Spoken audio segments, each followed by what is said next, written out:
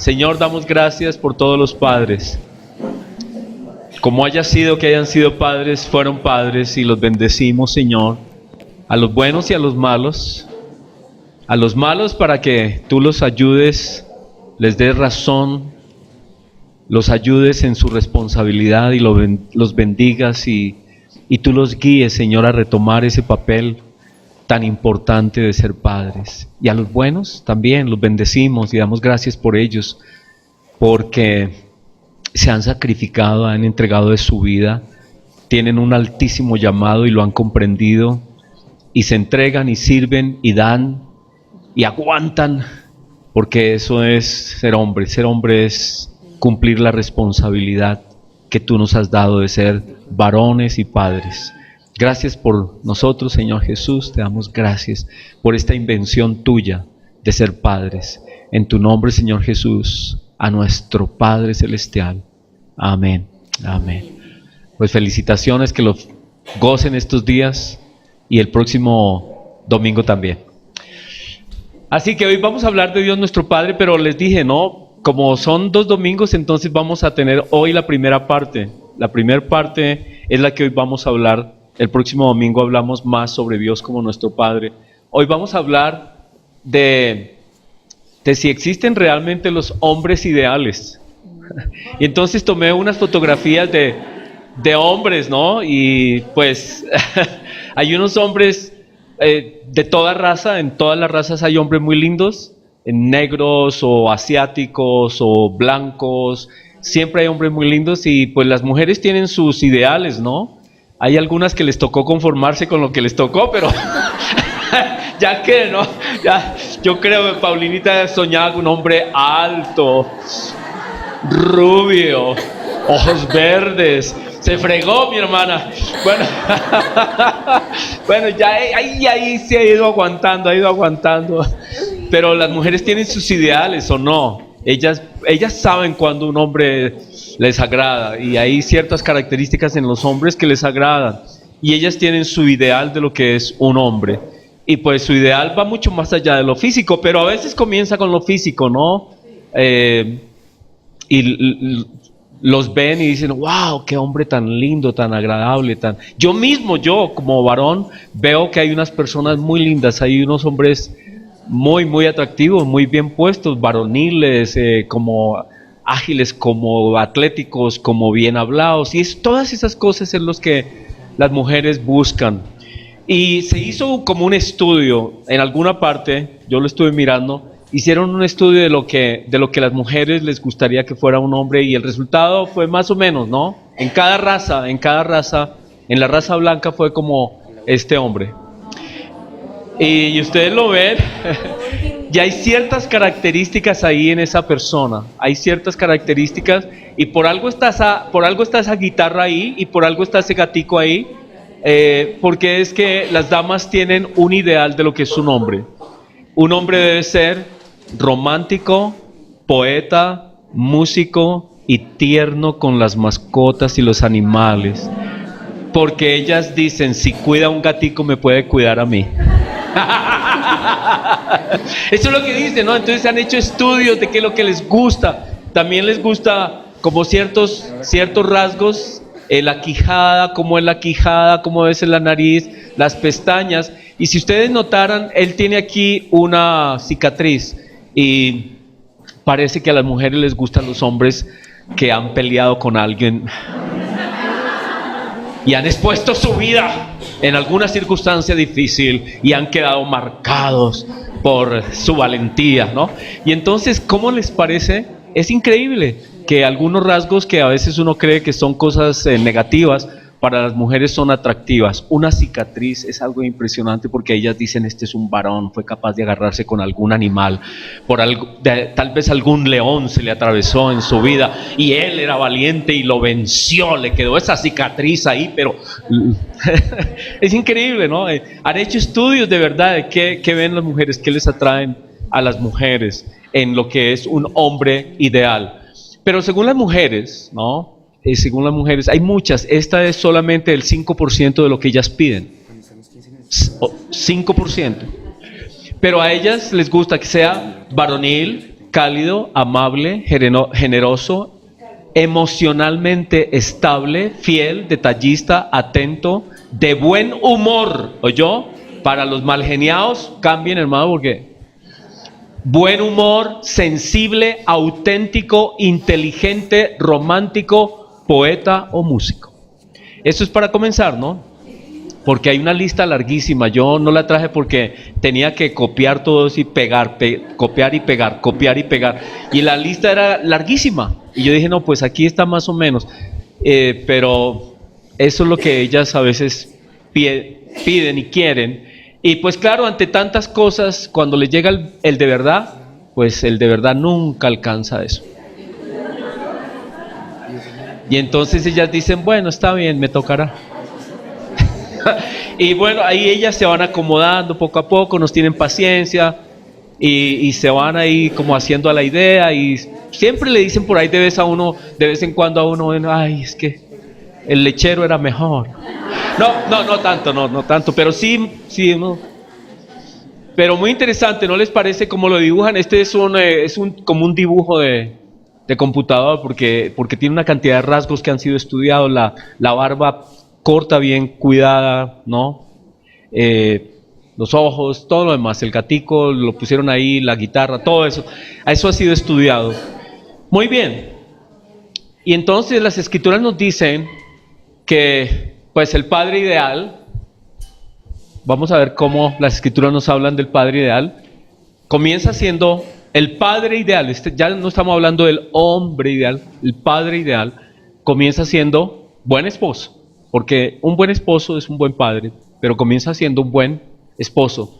Trata bien a la mamá, o sea, a la esposa, pasa tiempo con sus hijos, trata bien a sus hijos, los acepta como son, les enseña, los educa, les ayuda a descubrir sus dones, los motiva, los abraza, se divierte con ellos, promueve su independencia y su autonomía, les permite decir lo que piensan, afirma su identidad. Y otra vez, ahí todos nos rajamos en alguna parte, ¿o no?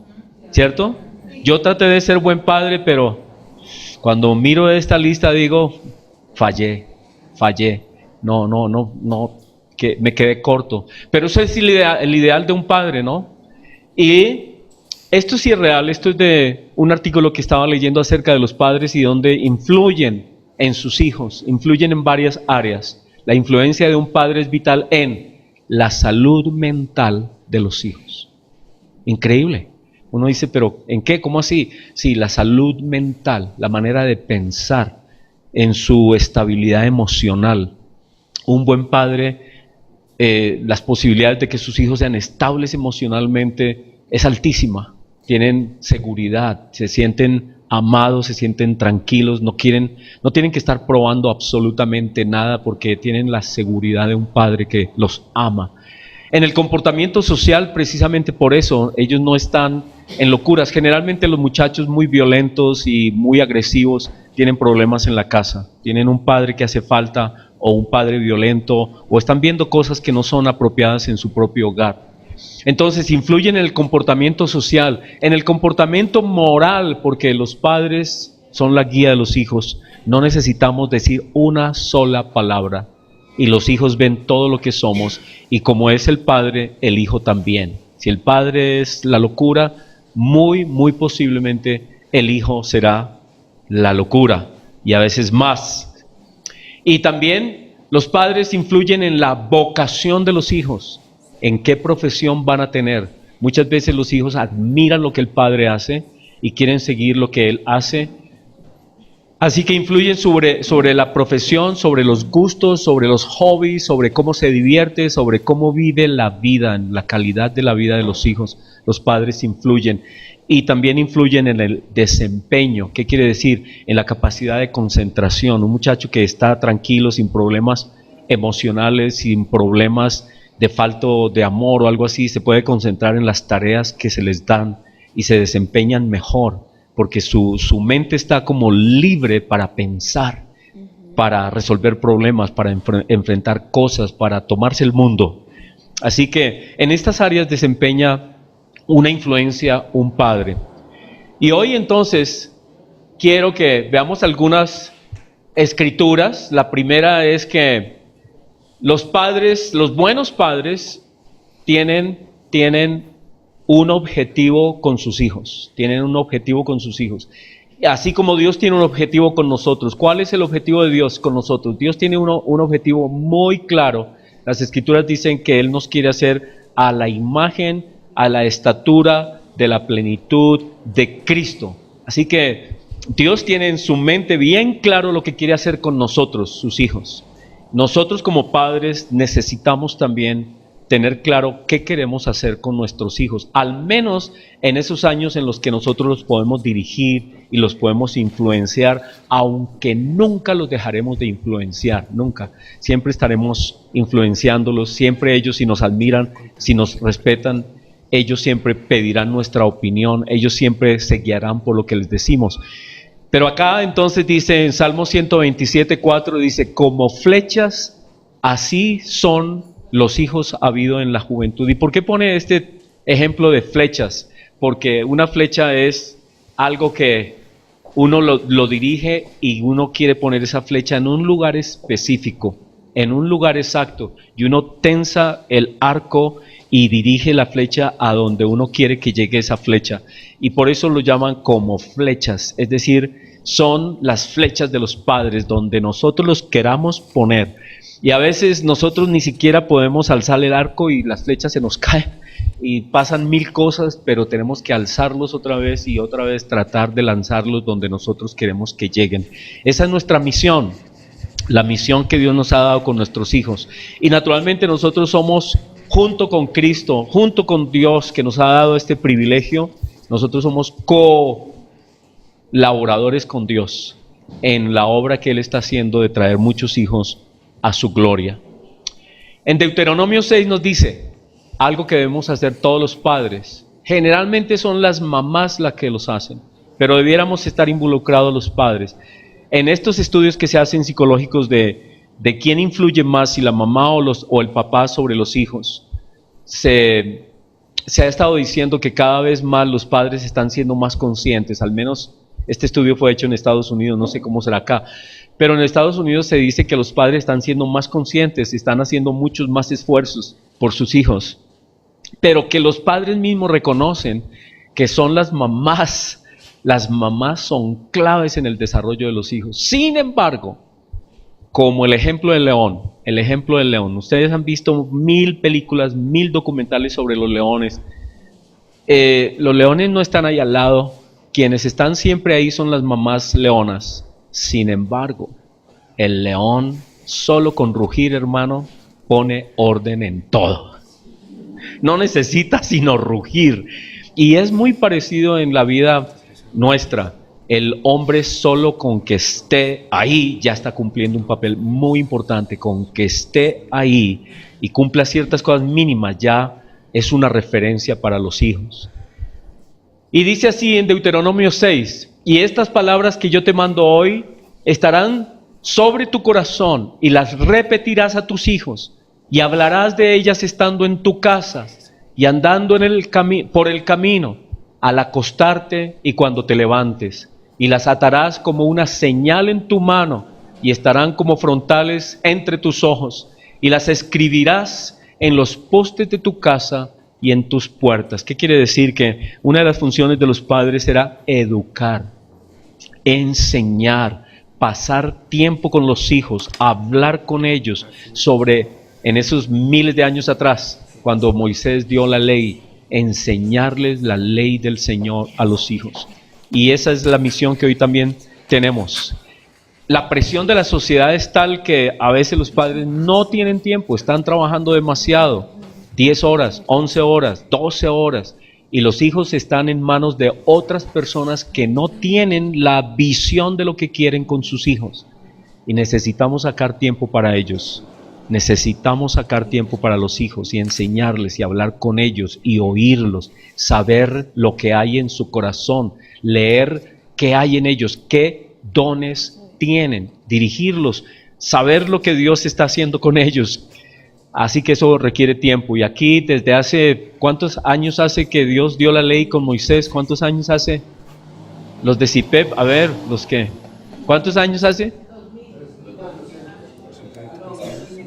1500 años antes de Cristo fue dada la ley. O sea, ¿cuántos años hace? Hace 3500 años Dios dijo que debemos dedicarle tiempo a nuestros hijos y todavía luchamos con ese tema. Y en Efesios 6:24 dice que nosotros debemos enseñarle a nuestros hijos a honrarnos. Y a los hijos les dice, honra a tu padre y a tu madre, que es el primer mandamiento con promesa. ¿Cuáles son las promesas?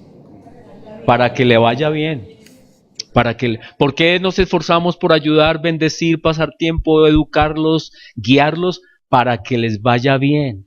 No solamente a ellos, sino a nosotros también. Para que te vaya bien y seas de larga vida sobre la tierra, calidad de vida en la tierra. Y vosotros, padres, no provoquéis a ira a vuestros hijos, sino criarlos en disciplina y amonestación del Señor. Es decir, no le saque la piedra al muchacho.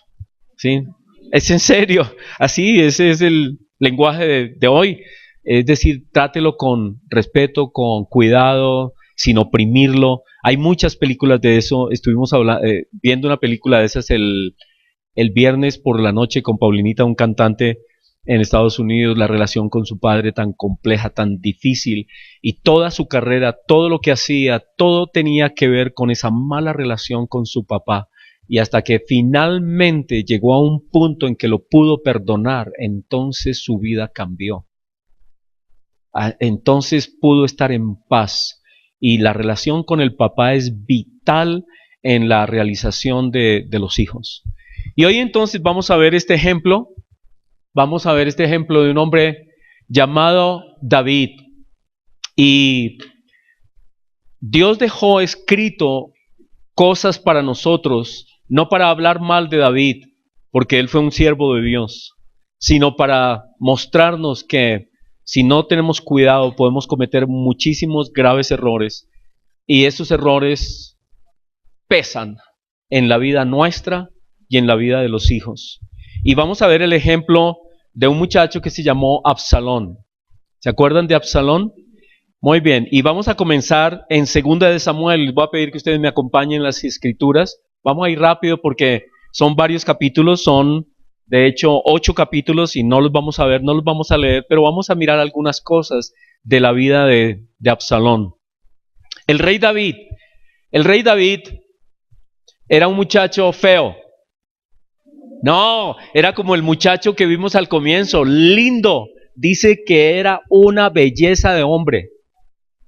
Lindo ese muchacho con sus rizos rojos y muy atractivo. Y yo me imagino las muchachas estaban ahí siempre, ¡ay, David! Sí, y bueno, muy lindo era el muchacho. Y Dios lo llamó para reemplazar ¿a quién? A Saúl. Y Dios lo ungió como rey. Y David tenía todas esas características que vimos al comienzo. Era poeta, músico, bien parecido y ahora rey. ¿Qué más atractivo para una mujer? ¿Sí o no? Y entonces el hombre tenía un gran problema. David tuvo un gran problema, su humanidad. Y por alguna razón, en medio de todo lo que pasaba en aquel tiempo, y esa es la lección, Dios nos dejó esa lección del rey David y de otros hombres del Antiguo Testamento para mostrarnos que tener muchas mujeres no hace más feliz a nadie, sino más problemas y más dificultades y más celos y más iras y más rabias y más asesinatos. Y entonces este hombre llamado David, con toda su belleza y todo su esplendor, tenía muchas mujeres. Por lo menos se nombra con nombre propio en las Escrituras a 8 mujeres. Y tenía muchísimas concubinas. Concubinas eran otras mujeres que si acaso las que tenía no le funcionaban, entonces mandaba a llamar a otra. Bueno, el asunto es que tenía muchas mujeres y las Escrituras nombran por lo menos 20 hijos del rey David, sin nombrar los hijos que tuvo con las concubinas. Entonces era un hombre que, aquí es donde viene el tema, ¿no? Muy lindo, muy querido, muy precioso, pero cuidado, ¿no? Con los hombres bonitos y con las mujeres bonitas, cuidado. ¿Por qué? Porque son trampas también, ¿no? Son problemático el asunto. Y si usted es muy churro, cuídese, porque puede existir la tendencia de de usted darse libertades que le van a traer dolor a su vida y a la vida de las personas que están alrededor de usted. Y David entonces se casó, tenía sus mujeres, todo estaba muy bien. En aquel tiempo Dios había permitido, por causa de la dureza del corazón de los hombres, no porque Dios hubiera querido eso, porque Él no creó al ser humano con varias mujeres, no, un hombre, una mujer, pero por causa de la terquedad Él había permitido estas cosas y había permitido que el rey David tuviera varias mujeres. Pero un día, dice la escritura, comenzando ahí en 2 Samuel 11, que el rey David se había quedado en el palacio y había enviado a todo el mundo a la guerra. Todo el mundo estaban en guerra contra los amonitas, y él se quedó en la casa. Y estando en la casa, salió a la terraza y vio a una mujer que se llamaba Betsabé, y la Betsabé no era ninguna niña reservada. ¿Qué hacía bañándose ahí en el patio? A ver, ¿sí me entiende? Y pues yo me imagino que ella, como dama, pues dijo: pelimono, ojo verde, ¿es cierto? Rey, poeta, músico, uy. Bueno, no sabemos, no digamos nada de Betsabé, no digamos nada más. El asunto es que David sabía que esta mujer era casada y de todas maneras la mandó llamar, y ella quedó embarazada. Y cuando quedó embarazada, entonces mandó llamar al esposo que estaba al frente del ejército de David luchando contra Amón, y lo mandó llamar y le dijo: hombre, qué bueno que vienes, ve a tu casa, visita a tu mujer. Y el hombre dijo: mi rey, ¿cómo se le ocurre que todos estamos en guerra? ¿Cómo me voy a ir a mi mujer a gozarme cuando todo el mundo está allí muriendo y luchando? No, yo no voy a hacer eso. Y no fue a su casa. Y el rey David: vaya hermano, vaya a su casa. Pero todo esto era naturalmente de Dios, porque a él no le agradó lo que David hizo. Y entonces, cuando se dio cuenta David que este hombre no iba a ir a su casa, ¿qué hizo? ¿Se acuerdan de la historia? ¿Cómo lo mandó matar? ¿Cómo? Lo mandó a que luchara en la parte más difícil, más grave, más peligrosa de la guerra, y le dijo a un general que David tenía. ¿Cómo se llamaba ese general? Joab. A Joab le dijo: Joab, ¿sabes qué? Ponme a Urías, el esposo de esta muchacha Betsabé, bien adelante para que muera. Y lo mataron. Y llegaron las noticias a David que Urías había muerto, y cuando supo que había muerto, entonces mandó llamar a Betsabé y la tomó como mujer. ¿Y eso qué hizo? Que Dios, ¿cómo reaccionó Dios? Muy triste Dios con eso, y entonces mandó al profeta Natán. Y es la escritura que leímos ahora. Natán tuvo que ir muy cuidadoso, porque el pecado, ¿qué hace? ¿Qué hace? ¿Qué hace el pecado en nuestra vida? Nos enceguece. No vemos lo que hacemos. Nos enceguece, porque las pasiones de la carne son tan violentas, que no vemos que eso sea malo. No vemos que estamos haciendo algo mal. Y entonces Natán tuvo que venir con una historia para decirle lo que estaba pasando al rey David. ¿Cuál fue la historia? La de un hombre pobre y un hombre rico. El hombre rico tenía muchos animales, y el hombre pobre tenía solamente una ovejita, una. Y cuando vino alguien de visita, ¿qué pasó? El hombre rico le quitó la oveja al hombre pobre y la sacrificó. Era una manera de decirle a David cosas, y cuando David oyó eso, se llenó de ira, porque todavía le quedaba algo por allá de un discernimiento de lo que era bueno y lo que era malo.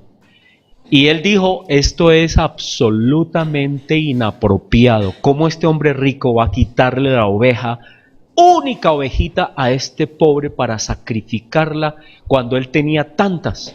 Y luego Natán le dijo: tú eres ese hombre, porque tú tenías todo y le quitaste la única persona a este hombre, Urías. y a Urías lo asesinaste, lo mataste. Y ¿se imaginan? El rey David, lo que pasó, se llenó de angustia y dijo, he pecado contra Dios. Pero Dios dijo algo. Dios dijo, David, la manera como tú estás viviendo, la manera como tú estás haciendo las cosas, te va a traer tantos problemas, tantas cosas, tantas dificultades, porque todo el mundo se ha dado cuenta de lo que hiciste, David. El único que no se ha dado cuenta, que creía que estabas haciendo todo esto en oculto, eras tú, pero la nación entera sabe lo que hiciste, porque eso es lo que dice, porque dice por acá en alguna parte, en el versículo 14 de Segunda de Samuel 12, 14, dice, mas por cuanto con este asunto hiciste blasfemar a los enemigos del Señor, es decir, incluso las naciones, otra gente, los que no estaban con Dios, se enteraron, todo el mundo se enteró. En la casa de David, en el palacio de David, hay una mujer que está embarazada de David, y esa mujer era casada, y David mandó matar al esposo, y todo el mundo sabía, y decían, ¿qué Dios es ese? El Dios de David, qué cuento ni qué nada, es un engaño, es una mentira, y la gente blasfemaba el nombre de Dios. Y entonces David, lo que Dios le dice básicamente a David es, mira David, la manera como tú estás viviendo y como has vivido y la manera como tú te has engañado a ti mismo te va a traer unos problemas gravísimos. Y estas cosas que tú hiciste, que tú crees que eran en privado, todo va a salir a la luz, porque no hay nada oculto que no salga a la luz. ¿Y saben qué? ¿Sabes qué, David? Lo que tú hiciste en privado, todo esto va a salir a la luz y va a haber una circunstancia tan triste, David, que va a venir una circunstancia en que tus mujeres van a ser abusadas en público por lo que tú hiciste. Ahora, David nunca pensó, jamás pensó quién iba a hacer eso en el futuro. No se imaginó. Pero el asunto es que lo que él estaba viviendo, su manera de vivir, su manera de manejar la relación con mujeres, su manera de descontrol de sus pasiones, todos los hijos lo estaban viendo. Todos estaban diciendo, no, si mi papá hace eso, pues chévere, chévere, ¿no? Chévere, yo cuando tenga hartas mujeres, yo también. Porque todos los hijos aprenden ¿de qué? De lo que ven en el papá, lo que ven en el papá. Y entonces, ¿qué pasó? Que el relato sigue en el capítulo 13 y hay un hijo de David que se llama, ¿cómo? Amón. Amón, el capítulo 13, si ustedes siguen ahí conmigo, capítulo 13, Amón era uno de los tantos hijos de David. Y Amón vio a una medio hermana. ¿Qué quiere decir? Que era hija de otras de las mujeres de David. Y vio a esta niña y le gustó muchísimo y dice que se le salían las babas por esa muchacha. Literalmente, sí. Eso es lo que dice en la escritura, le salían las babas, decía, uy, y no sabía qué hacer, y cada vez que la veías le daba angustia, nervios, se retorcía y no sabía qué hacer, y urdió un plan, haciéndose el enfermo para que esa muchacha viniera a cuidarlo, y ese día la violó. Violó a su propia hermana. ¿De dónde sacó la idea? No sabemos, pero el asunto es que algo él había visto en su casa, ¿no? Su papá con tantas mujeres, quién sabe. ¿Ustedes saben que a veces los niños ven cosas que no deben ver de sus padres? Y que a veces los padres no toman las precauciones o tienen una idea de que eso no importa. Y los niños ven cosas inapropiadas a una edad que no saben manejar la información. Y tal vez, no sabemos qué veía estos muchachos. Y veía tal vez que su padre con la concubina número tal, cosas que no debía ver.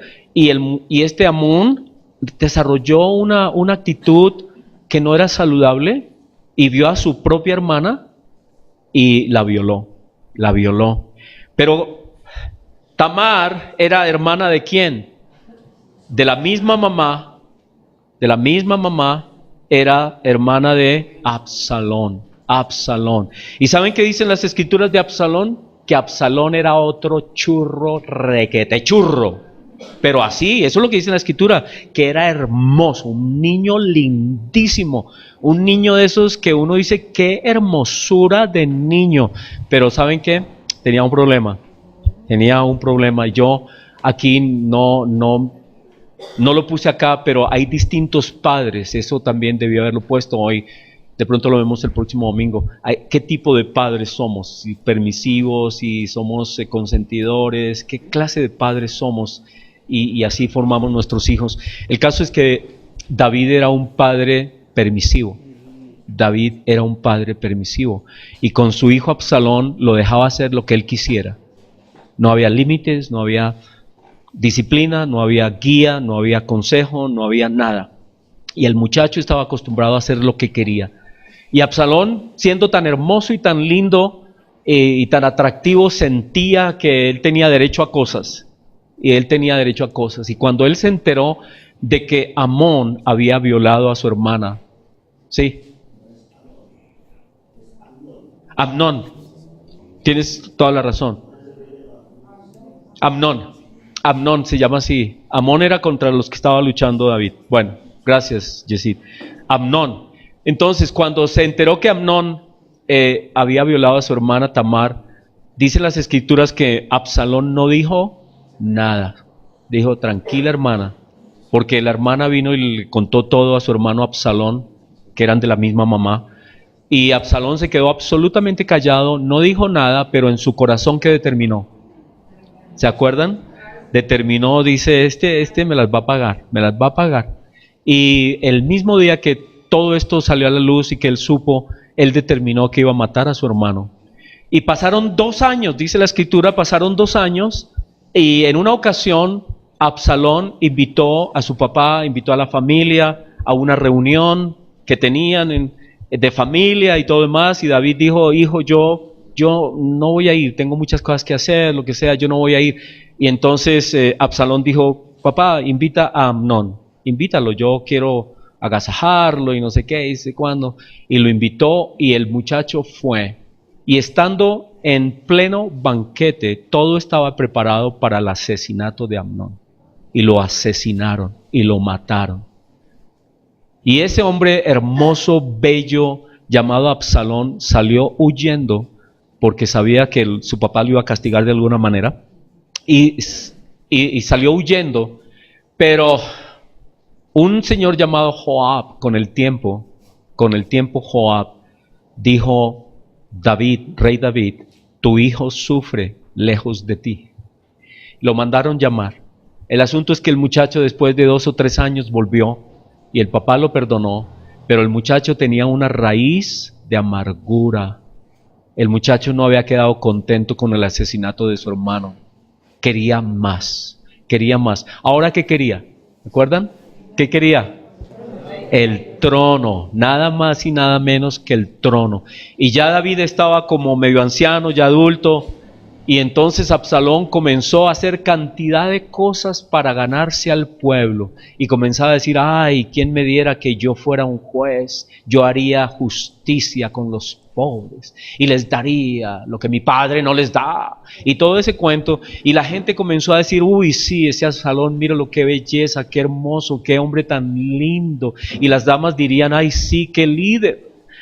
Bueno, el asunto es que él se fue ganando el corazón de la gente hasta que llegó un momento en que urdió toda la trama y se unió con algunos de los más importantes asesores de David, del rey David, y dieron un golpe de estado a su propio padre.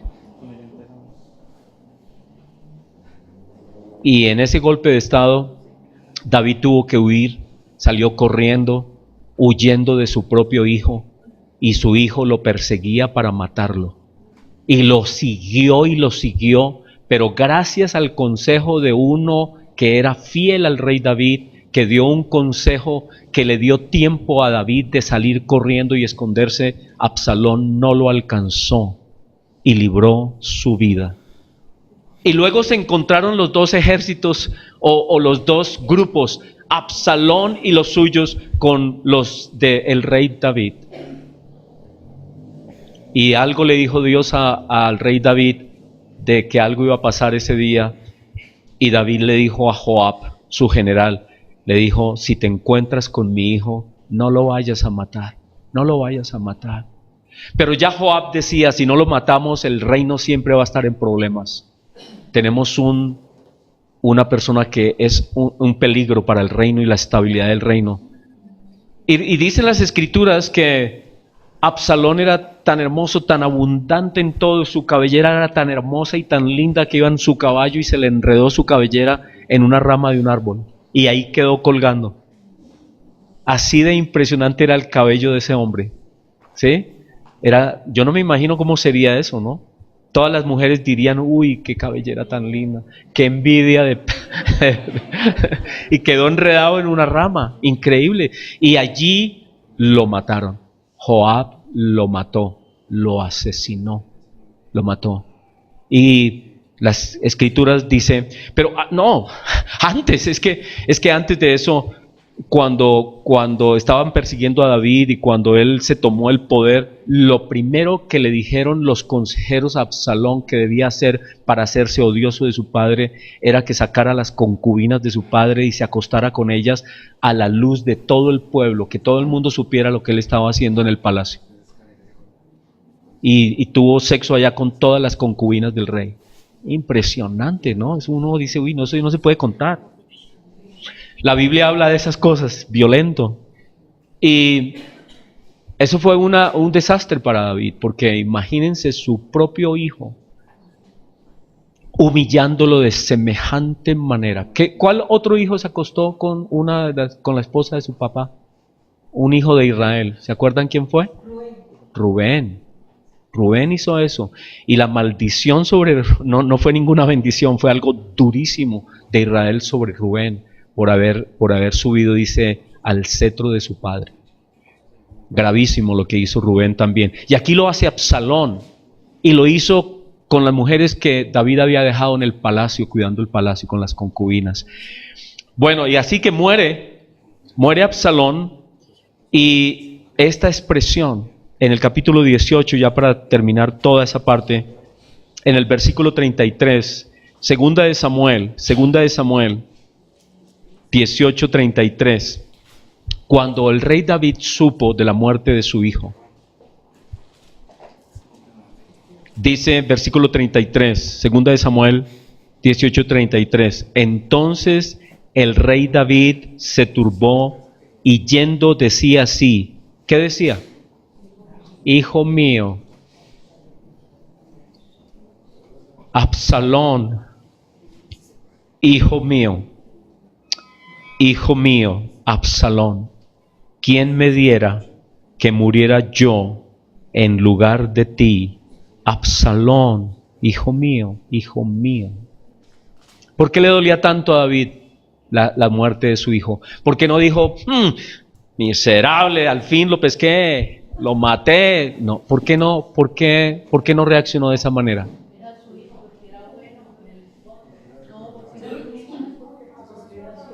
¿Qué más? ¿Por qué más? ¿Ideas? Por culpa. Se sentía tan culpable. Él sabía que mucho de su hijo era lo que él había hecho de su hijo. Él hizo su hijo. Él no lo formó, no lo guió, no lo educó, no lo enderezó, no lo disciplinó, no lo enseñó, pero sobre todo no fue ejemplo. Y los muchachos aprenden del ejemplo, no de lo que yo les digo, sino de lo que ellos ven en mí. Y si yo les digo no sean infieles, pero yo soy infiel, y si les digo no fume, pero yo fumo, y si les digo sean pacíficos, pero yo soy violento, siempre habrá una contradicción, porque ellos aprenden por el ejemplo. Y para mí la gran lección es que todos tenemos algo de estas reacciones. Muchas veces vemos en nuestros hijos cosas y decimos, ¿por qué mi hijo es tan malo? Pero después decimos, ¿en qué fallé? ¿En qué aspecto? ¿Qué fue lo que vio mi hijo en mi vida? ¿Cómo está mi hogar? ¿Cómo traté a mi esposa? ¿Cómo traté a mi esposo? Porque ellos están aprendiendo por lo que ven. Y si hay cosas en el hogar que no están funcionando bien, muchas veces los muchachos sacan toda esa frustración todo ese dolor, toda esa amargura, toda esa rabia que hay de lo que han visto en su papá, en su mamá. Y entonces, pues sí, somos imperfectos y todos hemos cometido muchos errores con nuestros hijos, pero es bueno hablar de esto para las nuevas generaciones también, y para nosotros, porque David se arrepintió profundamente de esto. Por eso David era un hombre conforme al corazón de Dios, porque él se arrepintió de verdad y nunca más volvió a hacer estas locuras. Le pidió perdón a Dios y lloró muchísimo, amargamente, lloró por su hijo y lloró por todas las cosas que había hecho, porque él sabía que era culpable, no había sido un buen padre. Fue un rey magnífico, fue un rey extraordinario, trajo prosperidad a la nación creció, un reino magnífico que todo el mundo admiraba, pero su vida familiar era un desastre. Su vida íntima era un desastre. Un rey magnífico, atractivo, carismático, ganador de guerras. Y además David tenía una cualidad, ¿no? No solamente era poeta y músico, era un guerrero valiente. De joven era de los que agarraban una espada y no la soltaban hasta vencer. Era un tipo impresionante, valientísimo, realmente valiente. De verdad que se enfrentó con leones, dice la Escritura. Se enfrentó con leones. Era un hombre increíble, se enfrentó con Goliat. Así que era un hombre muy valiente, pero muy atractivo, me imagino, ¿no? ¿Se acuerdan de las mujeres en Israel cómo cantaban de David? ¿Qué cantaban las mujeres de David? ¿Se acuerdan? David venció a sus, o más bien Saúl venció a sus miles, David a sus 10,000. O sea, David era un héroe para todas las mujeres, para todas las damas hubieran caído, cualquiera hubiera sido Betsabé. Si no tenían a Dios en su vida, cualquiera hubiera sido Betsabé, porque ese hombre era un hombre que decía, ven, y las mujeres lo seguían. Pero pagó un precio tan alto por su falta de control, por su falta de saber lo que es un padre, por su falta de saber de lo que es el llamado de Dios a un llamado tan importante como es ser padre. Y una de las personas que yo admiro mucho en las Escrituras, muchísimo lo admiro, es al hijo de gracia de Abraham. ¿Quién es? Isaac. ¿Saben que es de los pocos hombres en las Escrituras que tuvo una sola mujer? En medio de un mundo en que todos tenían muchas mujeres. Y digo, eso es ser hombre. Porque, hermano, aún la ley permitiéndole tener muchas, dijo no. Y le creyó a Dios que es posible ser un buen esposo con una sola mujer. Y esa es la lección para nosotros. Yo creo que Dios le dejó estas lecciones para nosotros. Para que nosotros decidamos qué hacer. Usted puede ser muy, muy lindo, muy atractivo y tener gracia especial. Usted tiene una inmensa responsabilidad de controlarse, de tener dominio propio y de ejercer el papel que Dios lo puso a ejercer. Ser padre, ser esposo, y no traer y no desatar sobre su casa tanto dolor y tanta circunstancia de vida que sucede cuando un hombre se deja arrastrar por sus pasiones. Y ahora tenemos que decir que también las mujeres, ¿no? Las mujeres también se están dejando arrastrar de sus pasiones. ¿Por qué? Porque las mujeres también son seres humanos, ¿ok? Y entonces ellas también están dejándose, así como Betsabé se dejó arrastrar de la ilusión de que todo iba a estar bien con el rey. Pero ella también sufrió la pérdida de su propio hijo con David. Así que no es bueno dejarnos engañar de ese prototipo de hombres magníficos, ¿cierto? Muy lindo el hombre. Cuando vean un hombre lindo, pilas, cuidado, peligro. Huyan a los montes. Bueno, no, pues si es el hombre para usted y es soltero y todo está bien, hágale, ¿no? Pero cuánto cuidado, porque por encima de los atributos físicos, por encima de los atributos de cómo nos vemos, está el carácter de Dios. ¿Y saben qué dice Dios de las mujeres también? Dice, vana es la hermosura. ¿Y qué más dice? Engañoso. No, vano es la hermosura y engañoso el buen semblante y la belleza. La mujer que teme a Dios, esa es la que a Él le agrada. Y entonces nosotros nos medimos por cosas así, por looks. Y no está mal porque somos humanos, no, yo no puedo decir, no, es que yo no sé apreciar una mujer hermosa, no, todo la apreciamos, pero pilas, tenemos una gran responsabilidad. Cristo nos ha llamado a una inmensa responsabilidad. Y en el caso de hoy, que hablamos de los padres, Dios nos ha llamado a ser padres, y ese es un sacerdocio, y ese es un llamado que debemos cumplir. Te damos gracias, Señor, por este día. Gracias por los padres. Bendícenos, Señor, una bendición especial sobre nosotros. Que nos cuides, que nos guardes, Señor. Tú sabes cómo somos, cuán débiles somos, Señor. Y aún los más feos se dan el lujo de creer que son bonitos y se dan sus libertades para su propia destrucción. Así que guárdanos, Señor, bendícenos en nuestro llamado como cristianos, llamados como padres. En esta sociedad se nos da todas las garantías de ser infieles. En una sociedad como la nuestra, se nos dan todas las posibilidades de hacer lo malo. Nadie nos va a decir nada, nadie nos va a criticar porque hay un libertinaje completo. Pero, Señor, delante de ti estamos, y tú nos llamas a un gran sacerdocio, a un gran ministerio. Yo te pido, Señor, por todos los padres, y te pido por todos los jóvenes que van a ser padres. Yo sé que en ellos está el deseo tal vez de hacer como sus amigos, de disfrutar la vida, pero la podemos disfrutar apropiadamente para traer bendición.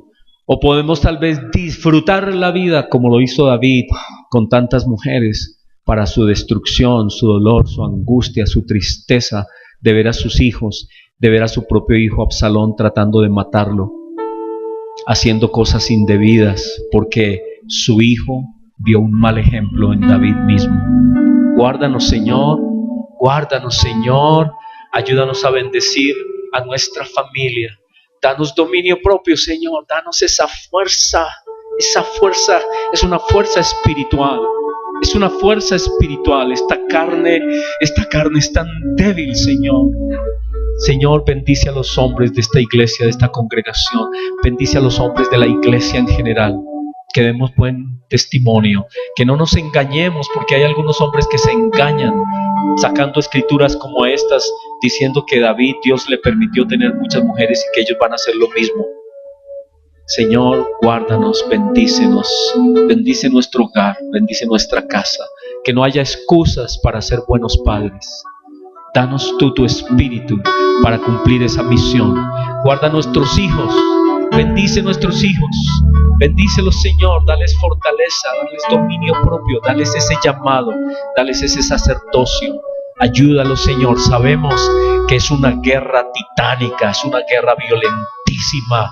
Ayúdalos, Señor, ayúdalos a vencer, a mantenerse limpios, a cumplir ese llamado, a ser sacerdotes de su casa, a ser los ministros de su casa. Te lo pedimos a ti, Señor, una bendición muy especial para todos los jóvenes, para los solteros, para los que están buscando esposa, que tú los guíes, que escojan bien y que tú, Señor, nos ayudes a tener ese altísimo compromiso contigo. En tu nombre los bendecimos. La bendición tuya, Señor, esté sobre nosotros. La bendición del Padre, del Hijo y del Espíritu Santo. Amén. Amén.